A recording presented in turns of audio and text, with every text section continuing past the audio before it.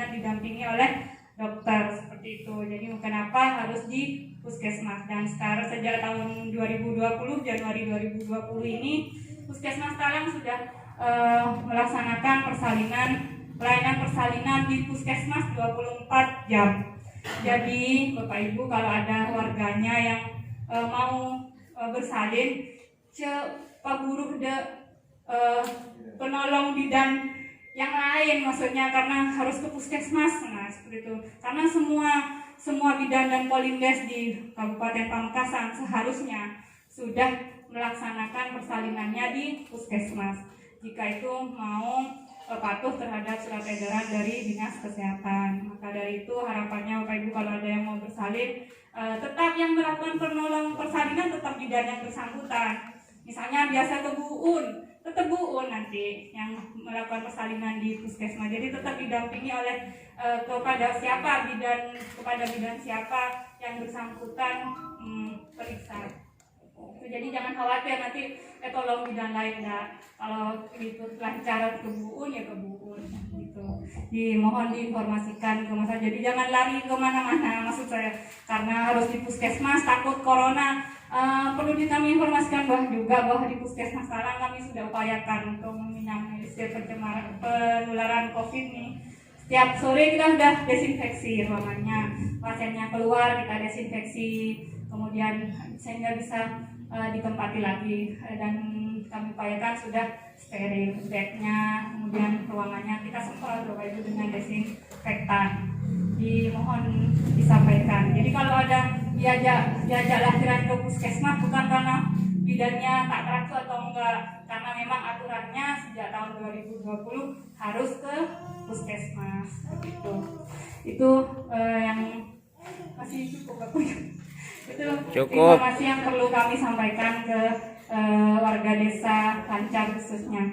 Kemudian yang terakhir semoga yang terakhir tapi lumayan banyak. Kami juga punya program sekarang. Sebenarnya program ini sudah cukup lama sebenarnya. Ada yang namanya Germas, Gerakan Masyarakat Peduli Kesehatan seperti itu. Gerakan Masyarakat Sehat seperti itu. Jadi sekarang kami selama ini kan informasi terkait kesehatan banyak. Germas. Oh kalau DBD harus 3M+, kalau corona harus protokol kesehatan 3M juga. Nah, tapi itu seperti seolah-olah hanya sekedar informasi saja yang masuk ke masyarakat.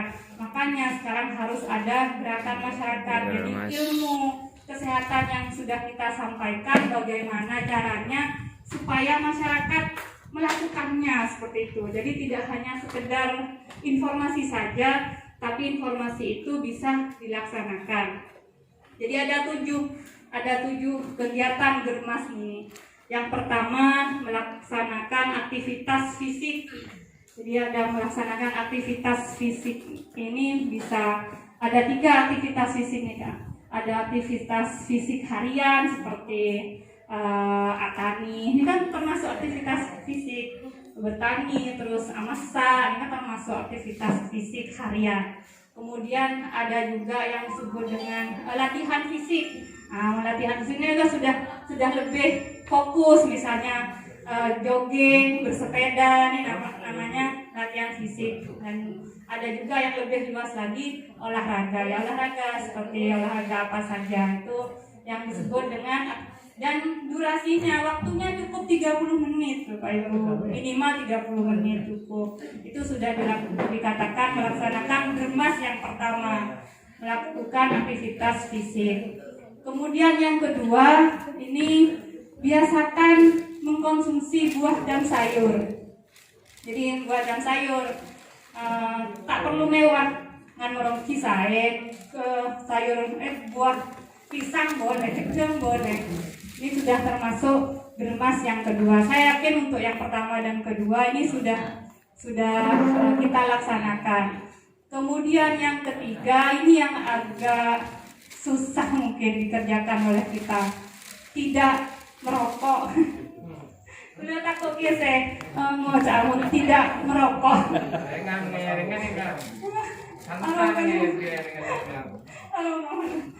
Tidak mau ini belum sampaikan.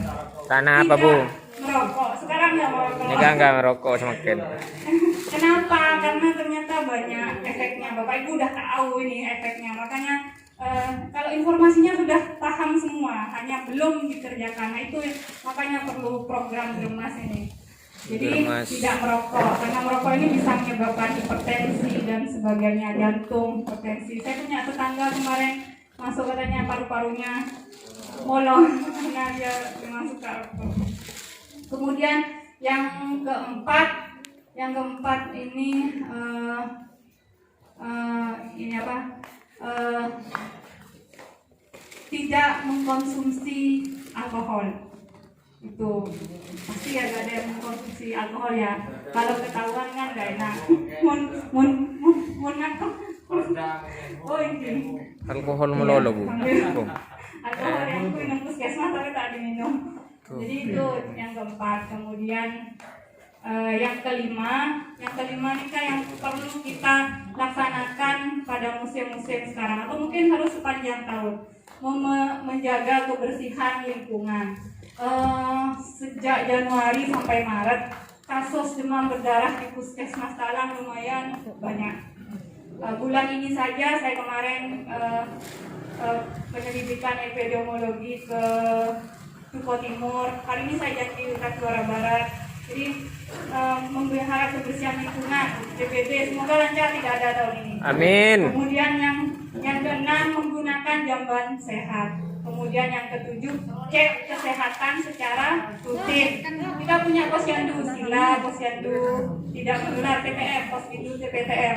Semoga dilancar rutin dilaksanakan. Yang cek golongan darah, cek gula darah atau sebagainya itu Germas. Untuk lebih detailnya karena undangan yang untuk pertemuan berikutnya ini Pak yang hadir ya.